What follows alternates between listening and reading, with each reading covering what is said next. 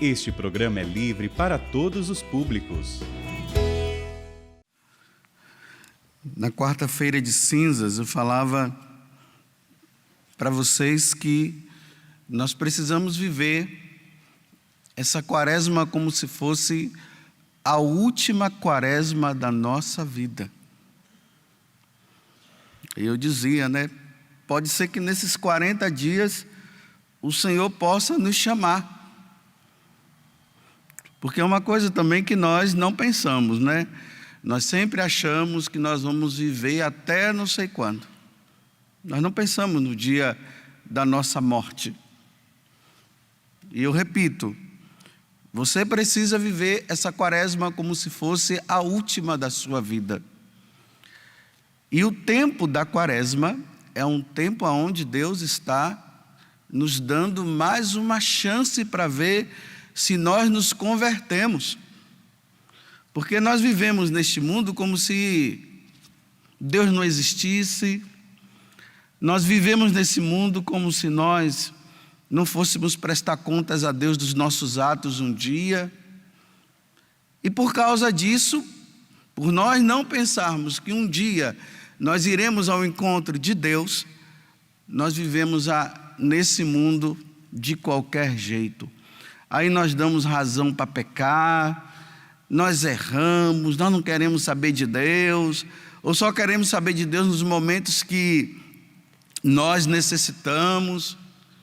Não procuramos corrigir os nossos erros. Nós vamos vivendo de acordo como o mundo vai nos orientando, nem é como Deus vai nos orientando.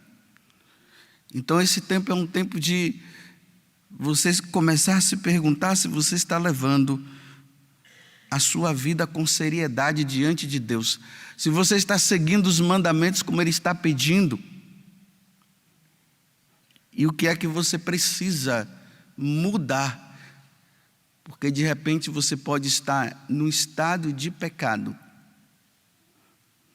que poderá ser um pecado decisivo que te levará à condenação eterna.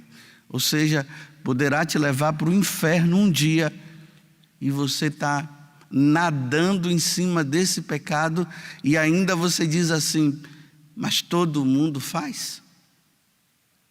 Então você está me dizendo que se todo mundo faz, todo mundo está indo para o inferno. Então que seja você o único que não vá. Porque se os outros estão fazendo, que você, corrigindo esse pecado, tirando esse pecado que poderá te levar a uma condenação, você possa sim ser absolvido por Deus e entrar no céu e viver aquela felicidade plena que Ele nos preparou, que Ele preparou para todos nós. Uma das práticas que poderá nos ajudar a nós vivermos isso com mais intensidade, o desejo de mudança de vida, é o jejum. Como hoje se está falando tanto na primeira leitura como no Evangelho. E você vê que o Salmo está ali, Davi pedindo perdão a Deus por ele ter pecado. Mas para eu falar do jejum, eu vou falar só um aspecto do jejum, porque tem vários aspectos, mas vou tentar falar aquilo que é o geral. Eu primeiro vou contar um exemplo. Há 3 anos atrás eu fui para casa, porque a minha irmã, ela tinha ido para o hospital e ela ia ser entubada. E pelo jeito, pelo que se foi falado, a minha irmã ela ia morrer naqueles dias. E realmente foi isso que aconteceu. Minha irmã morreu 2 dias depois de eu ter chegado lá. Eu dei unção dos enfermos para ela, fiz tudo. Na noite que minha irmã morreu, e os médicos já tinham dito que ela iria morrer naquele dia, eu falei com meus irmãos o seguinte: não vamos contar para a mãe. Mãe sabia que minha irmã estava no hospital, mas minha mãe também, ela não sabia a gravidade ainda. Ela sabia que minha irmã estava lá. Aí eu disse para os meus irmãos o seguinte: não vamos contar para minha mãe, para a mãe que a minha irmã havia morrido. Aí minha irmã já tinha morrido. Isso foi à noite. Eu disse: nós só vamos contar depois que mãe tomar o café da manhã. Aí depois que ela tomar o café da manhã, aí nós contaremos. Imagine, minha mãe estava com 79 anos nessa época. Por que eu falei isso? Porque eu sabia que quando minha mãe recebesse a notícia que minha irmã estava morta, minha mãe iria perder a fome e não iria comer. Então, uma mulher de 79 anos, ficar o dia todo sem comer não ia ser bom para ela. E ela não iria comer mesmo, conhecendo a minha mãe. E foi isso que aconteceu. De manhã cedo nós contamos. Ela ainda brigou comigo, porque ela disse que quando meu pai morreu foi ela que recebeu a notícia. Ficou com raiva porque eu não contei. Ela queria saber por primeiro. Mas tudo bem. E foi isso. Quando eu cheguei lá, aí nós fomos resolver as questões próprias, né, de quando uma pessoa morre, de velório e tudo, eu mais os meus irmãos. E minha mãe estava lá, velando a minha irmã. Em alguns momentos do dia eu perguntei: mãe, a senhora quer comer alguma coisa? Ela disse: não, eu não quero comer nada.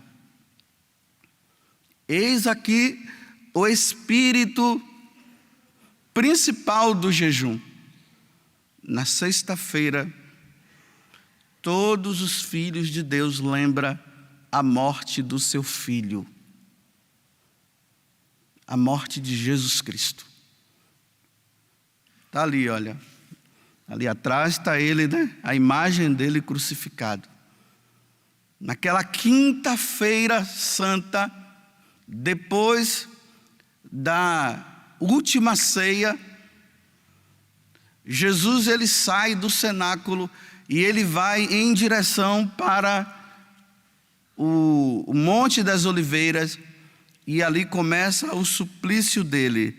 Ele começa a rezar, ele começa a suar sangue, ele começa a entrar numa aflição muito grande, ele começa a dizer: Pai, afasta de mim este cálice, porque ele sabia que estava chegando o momento dele. Judas vem, beija Jesus, os soldados do templo pegam Jesus e começam a bater em Jesus, até chegar lá no templo. E aí eles começam a acordar as pessoas, para que as pessoas pudessem, naquele momento, participar de um julgamento injusto, porque Jesus não fez mal nenhum, só fez o bem. E ali eles começam a bater em Jesus Cristo. Aí Jesus passa a noite toda dentro de uma cisterna, sozinho, amarrado, esperando o outro julgamento, que seria com Pôncio Pilatos. Aí ele é levado para Pôncio Pilatos. Lá eles começam a dizer que ele seja crucificado. Imagine Nossa Senhora ouvindo tudo aquilo. E eles começam a bater em Jesus o tempo todo, com aquele chicote, que cada vez que batia no corpo dele, saía sangue. E isso tudo ele fazendo para lembrar de nós. Se oferecendo nesse sofrimento, para que eu e você não pudéssemos ir um dia para o inferno. Para que eu e você pudéssemos parar de ofender a Deus com os nossos pecados. E depois de baterem tanto em Jesus, que fala-se até, né, que nas pontas daquele chicote tinha um ferrinho, que quando batia, cortava o corpo dele. E eles passando por todo aquele sofrimento calado. Calado no sentido assim, de não estar murmurando, porque, claro, cada batida que dava aquela, ele sentia, né? Ele sentia no corpo. Claro que ele sentia. Porque às vezes o pessoal pensa que aí batia lá e Jesus estava lá quietinho, né? Não, ele sentia as dores. E cada vez que ele lembrava de mim e de você, aí é que ele se oferecia mais ao Pai do céu, para que todo aquele sofrimento dele não fosse em vão. Não fosse em vão para mim. Não fosse em vão para você. Para que todo aquele sofrimento que ele viveu, que ele passou, levasse você e eu a tomar consciência de todo o sofrimento que ele passou pela minha salvação. Depois que Jesus já está todo enfraquecido, eles levam e colocam uma coroa de espinhos na cabeça e fazem gozação, colocam uma cana na mão dele para dizer que ele é rei, colocam um manto vermelho e começa a escarnecer. Esse escarnecer aqui é xingar, é falar palavrões. Depois ele é levado diante de Pilatos, ensanguentado daquele jeito, e ali eles decretam, né, que ele seja crucificado. Aí Jesus pega a cruz e vai em direção ao Calvário, deita no chão, com as mãos abertas, em cima daquela cruz que ele já havia carregado, sem força nenhuma, e eles começam agora a enfiar aqueles cravos nas mãos dele, na mão direita. Imagine, coloca a tua mão em cima aí de uma madeira e manda uma pessoa pegar um prego bem grande e manda ele enfiar esse prego na tua mão. Você vai sentir cócega e vai dar risada, ou você vai gritar.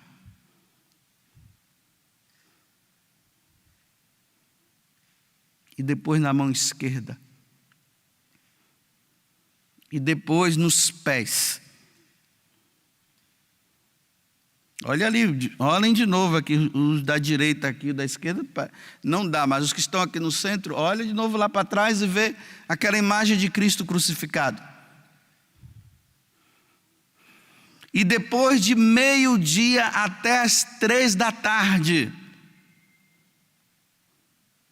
ele lá crucificado e agora entra no processo de agonia até as 3 horas da tarde. Para que você e eu sejamos absolvidos, fôssemos absolvidos dos pecados, das nossas ofensas ao Pai do céu, para o Pai não nos condenar com tantas ofensas. Aí chega no final e ele fala: Pai, perdoa. Esse padre José Augusto que está celebrando essa missa, esse sem vergonha que te ofende diariamente com os pecados dele, e não leve em conta os pecados dele, Pai, porque eu sei que o Senhor o tem como filho, o Senhor o quer um dia junto de ti, o Senhor não quer ele no inferno um dia. E aí o Pai do céu perdoa. Só que o Pai do céu perdoa, e agora a minha atitude deve ser qual? Não posso pecar mais. Diante de tanto sofrimento que Deus passou por mim, eu não posso pecar mais. Toda vez que você peca,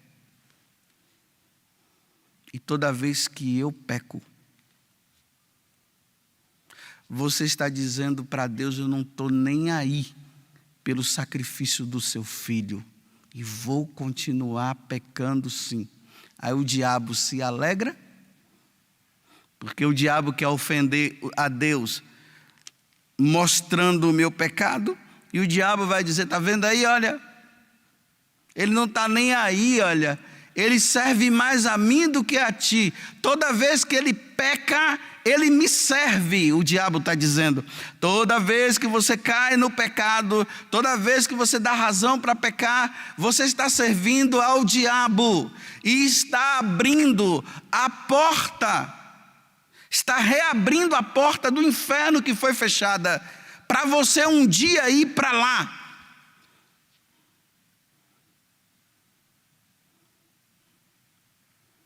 Então, até quando você vai ficar pecando? Até o dia que Deus te chamar e você ser condenado ao inferno por não ter corrigido o seu pecado diante da morte de Cristo? Então hoje, o dia de hoje é para isso. Então o que é que eu faço? Aquilo que eu falei em relação à minha mãe. Porque quando um parente nosso morre, e ele é muito amado por nós, a primeira coisa que acontece conosco é perder a fome. Eu até hoje não vi uma pessoa,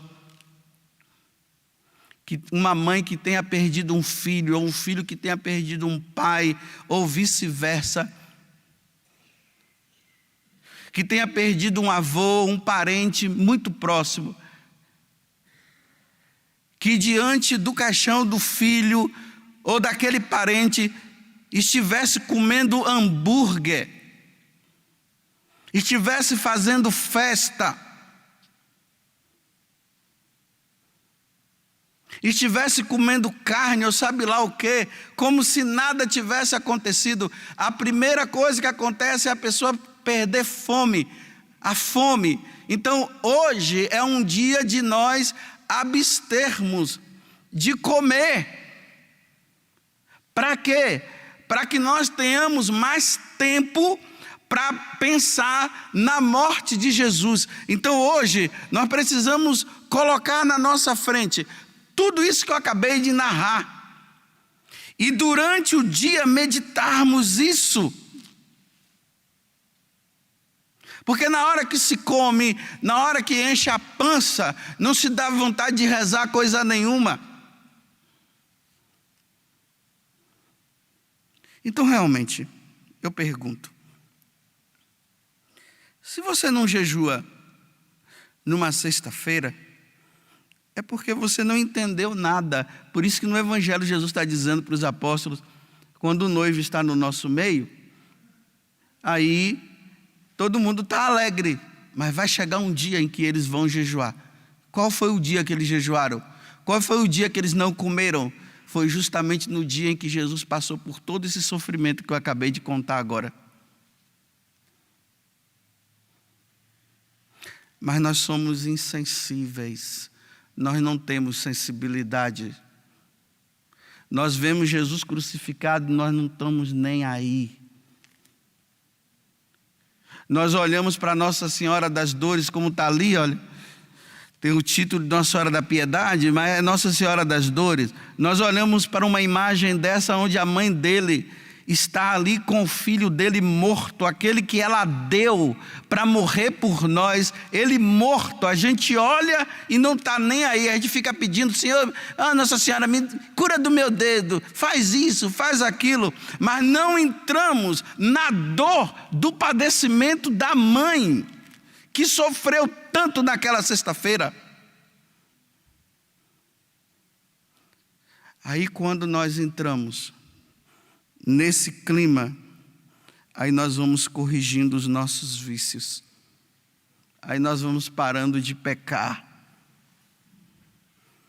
Aí nós vamos tendo mais sensibilidade para ser um homem e uma mulher de Deus. Aos frutos, né? Aí nós vamos sendo mais fraternos. Nós vamos fazendo mais o bem. Aí nós rezamos mais. Esse é o sentido do jejum. Incline a sua cabeça, feche seus olhos por um momento e se pergunte: qual é o teu pecado que você vive caindo e você olha para Cristo crucificado e você não está nem aí? Aí você peca e diz para ele: morreu porque quis, esse pecado eu não largo. E se você diz isso, a porta do inferno se abre, e quando ele te chamar, ou ele me chamar se eu não me corrigir, aí ele vai dizer: estás condenado ao fogo eterno.